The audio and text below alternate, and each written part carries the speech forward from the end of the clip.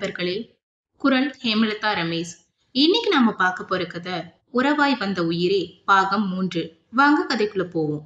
டே சிவா, நம்ம ஏதோ கடமைக்கு ஆஃபீஸ்க்கு வந்தோமா, வந்ததுக்கு வேலை பார்க்குற மாதிரி ஆக்டிங் போட்டோமா, சம்பளம் வாங்கி என்ஜாய் பண்ணணுமான்னு இருந்தோம். இப்படி லண்டனுக்கு போக ஆசைப்பட்டு சொந்த செலவுலேயே சூனியம் வச்சுக்கிட்ட கதை ஆயிடுச்சே. கௌதம், எதுக்கு இப்போ பொம்பளை மாதிரி புலம்பிட்டு இருக்க? ஏன்டா பேச மாட்ட? உன் பேச்சை கேட்டு இந்த நியூ ப்ராஜெக்டுக்கு ஓகே சொன்ன ஏன் புத்தியை சொல்லணும். வீட்டுக்கு போய் 3 நாள் ஆச்சுடா. இன்னும் 2 நாள் ஆச்சுன்னா எங்கள் வீட்டில் நான் செத்து போயிட்டேன்னு நினச்சி என் ஃபோட்டோவுக்கு மாலையை போட்டு ஊதுபத்தி கொளுத்தி வச்சிருவாங்க. எனக்கும் தான் இந்த ப்ராஜெக்ட் கஷ்டமாக இருக்குது. நான் என்ன உன்ன மாதிரி புலம்பிட்டா இருக்கேன்? ஒழுங்காக வேலையை பாரு. லண்டன் போய் செட்டில் ஆகணுமா வேண்டாமா? இதை சொல்லியே என்னை உசுப்பேத்துற. பிரியா, உனக்கு இந்த ப்ராஜெக்ட் ஓகேவா? நீயும் சிவாவும் என்னை ஃபோர்ஸ் பண்ண ஒரே காரணத்துக்காக மட்டும்தான் நான் இந்த ப்ராஜெக்டை எடுத்தேன். எனக்கே தலையெல்லாம் வலிக்குது. நீ நடிக்காத.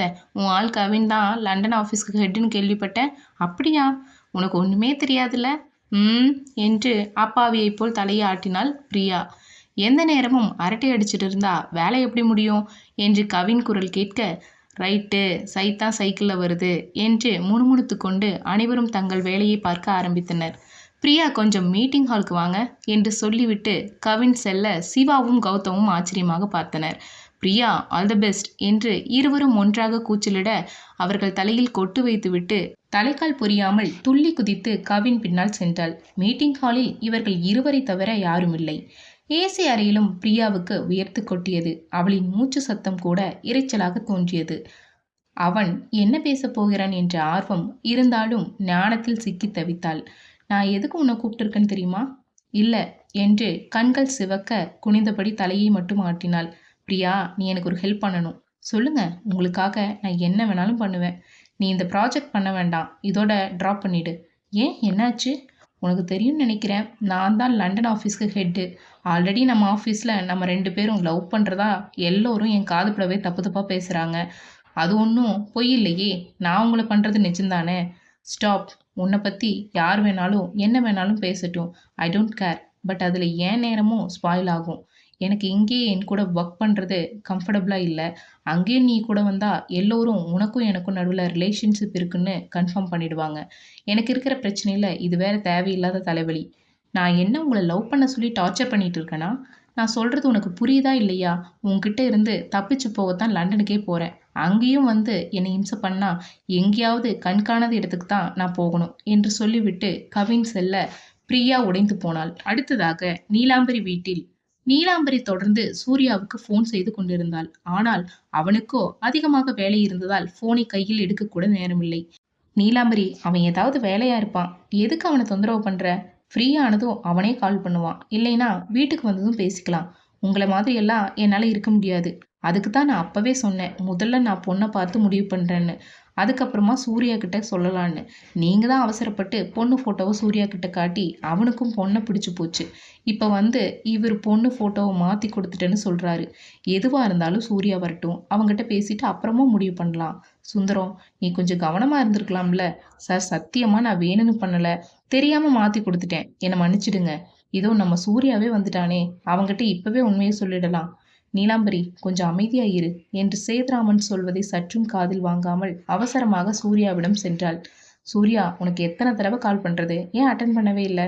சாரி சித்தி, முக்கியமான ஒரு மீட்டிங் இருந்தது, அதனால தான் என்னால் அட்டன் பண்ண முடியல. பிரியா, நீ போய் கொஞ்ச நேரம் ரெஸ்ட் எடுப்பா. என்னங்க, இங்கே எவ்வளோ பெரிய விஷயம் நடந்துட்டு இருக்கு. நீங்கள் என்னடான்னா சூர்யாவை போய் ரெஸ்ட் எடுக்க சொல்கிறீங்க. முதல்ல இந்த விஷயத்த சூர்யா கிட்ட சொல்லணும், இல்லைன்னா எனக்கு தலையே வெடிச்சிடும். என்னாச்சு சித்தி, ஏதாவது பிரச்சனையா?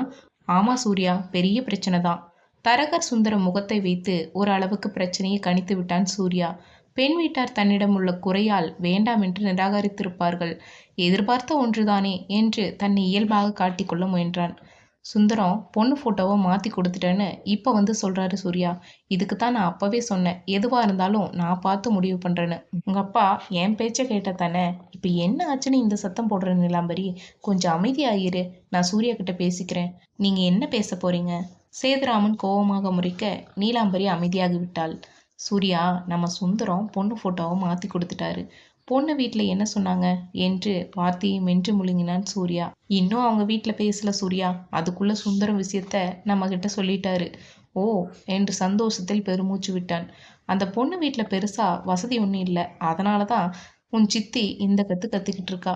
அதனால என்ன சித்தி, நம்மகிட்ட இல்லாத காசு பணமா? அவங்க முதல்ல வீட்ல சம்மதமான்னு கேளுங்க. இதைத்தான் நானும் சொன்னேன் சூர்யா. உன் சித்தி என்கிட்ட சண்டைக்கு வராப்பா. சூர்யா, நீ உங்க அப்பா சொல்றதெல்லாம் காதுல வாங்காத. நம்ம குடும்பத்துக்குன்னு ஒரு தகுதி தராதரம் இருக்கு. இப்படி நம்மளை விட குறைஞ்ச இடத்துல சம்மதம் வச்சா நம்மளை யாராவது மதிப்பாங்களா? சித்தி, பணத்தை வச்சு நமக்கு கிடைக்கிறது மரியாதை கிடையாது. பணம் இல்லைன்னா முதல்ல காணாம போறது அதுவாதான் இருக்கும்.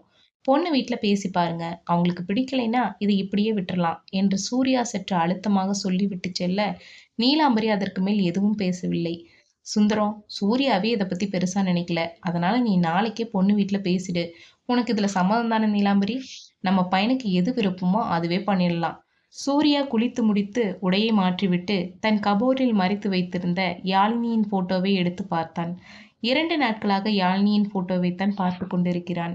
இதுவரை எந்த பெண்ணையும் நிமிர்ந்து கூட பார்க்காதவன் இன்று முதல் முறையாக ஒரு பெண்ணை அந்த அளவுக்கு ரசிப்பது இதுவே முதல் முறை.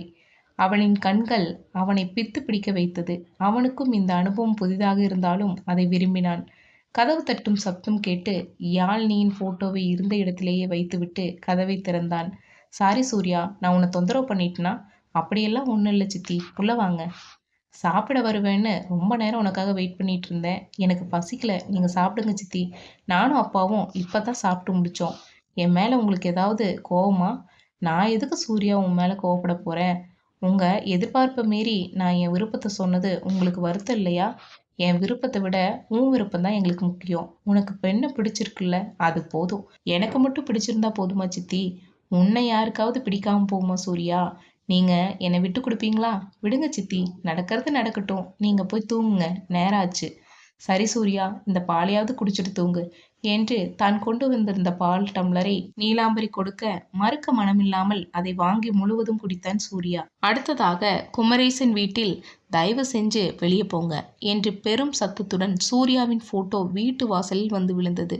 குமரேசன் சார், நான் சொல்றத கொஞ்சம் பொறுமையா கேளுங்க.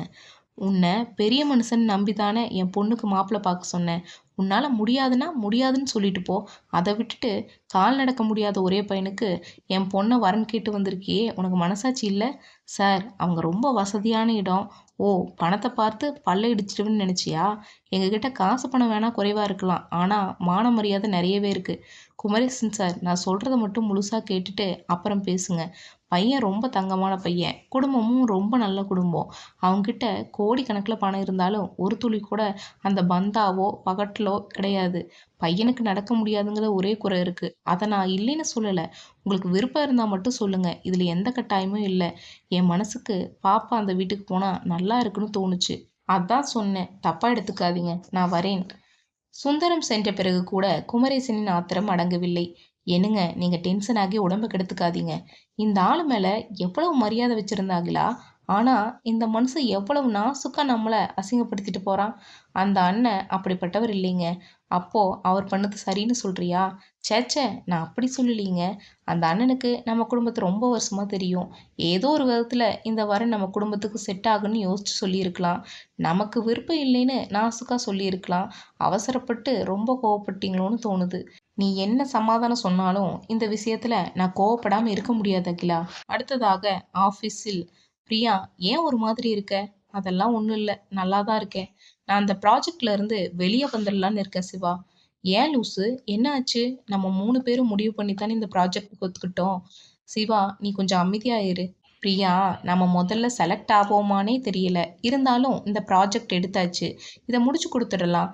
அதுக்கப்புறம் நம்ம லண்டன் போகலாமா வேணாமான்னு முடிவு பண்ணிக்கலாம். அது வரைக்கும் பொறுமையாயிரு. இல்லை கௌதம், எனக்கு இது சரிப்பட்டு வரும்னு தோணலை. தயவு செய்து என்னை தப்பாக எடுக்காதீங்க. நீங்கள் 2 பேரும் இந்த ப்ராஜெக்ட் கம்ப்ளீட் பண்ணுங்க. செலக்ட் ஆனால் நல்லது தானே?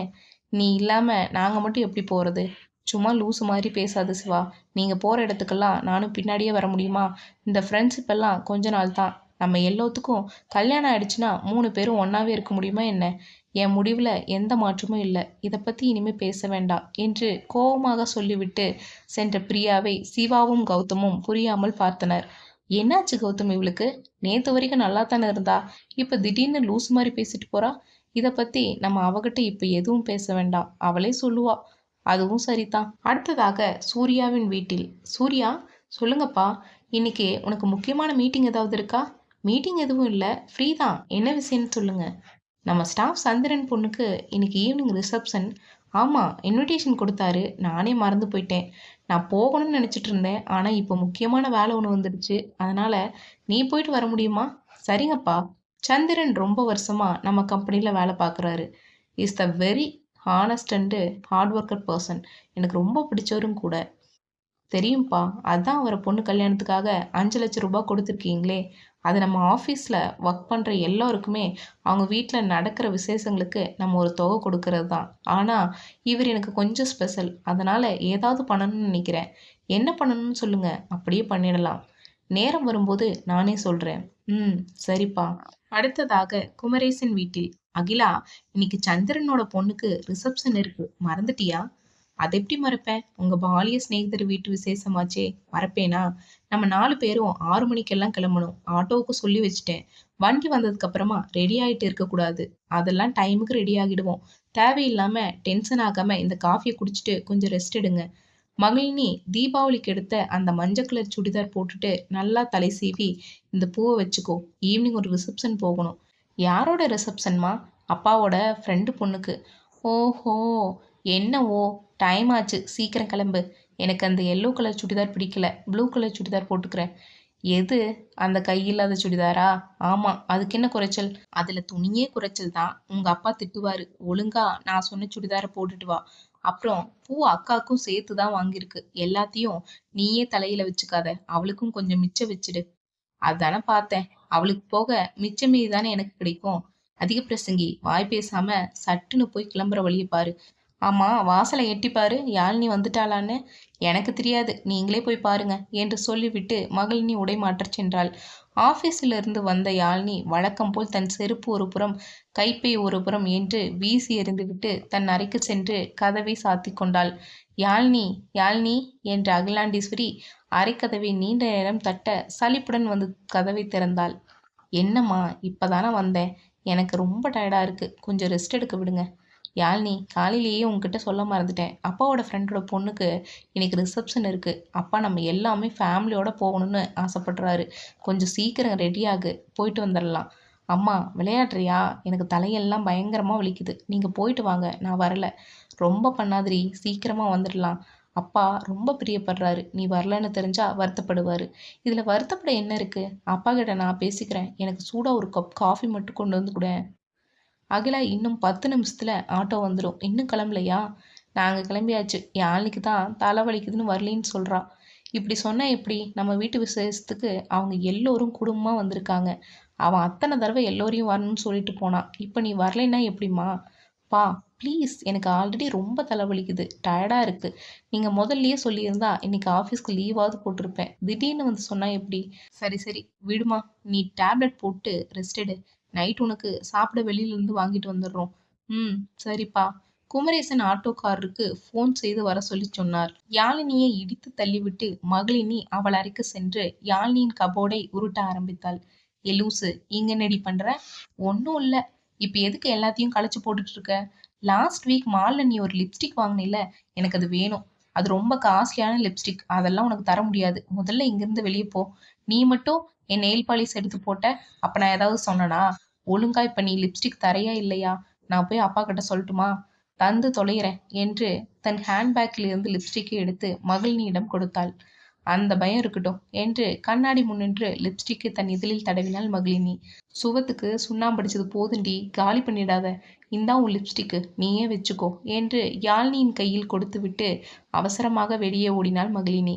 போனை நோண்டாம படுத்து தூங்கு. நாங்க வர லேட் ஆச்சுன்னா கமலா அக்காவை டிஃபன் கொண்டு வந்து தர சொல்றேன். அதெல்லாம் ஒன்றும் வேண்டாமா. நான் ஸ்விக்கியில் ஆர்டர் போட்டுக்கிறேன். சரி சரி, கதவை நல்லா தாள் போட்டுக்கோ என்று 1000 பத்திரம் சொல்லிவிட்டு அகிலா செல்ல ஆட்டோவில் முதல் ஆளாக ஏறி அமர்ந்து கொண்டாள் மகிழினி.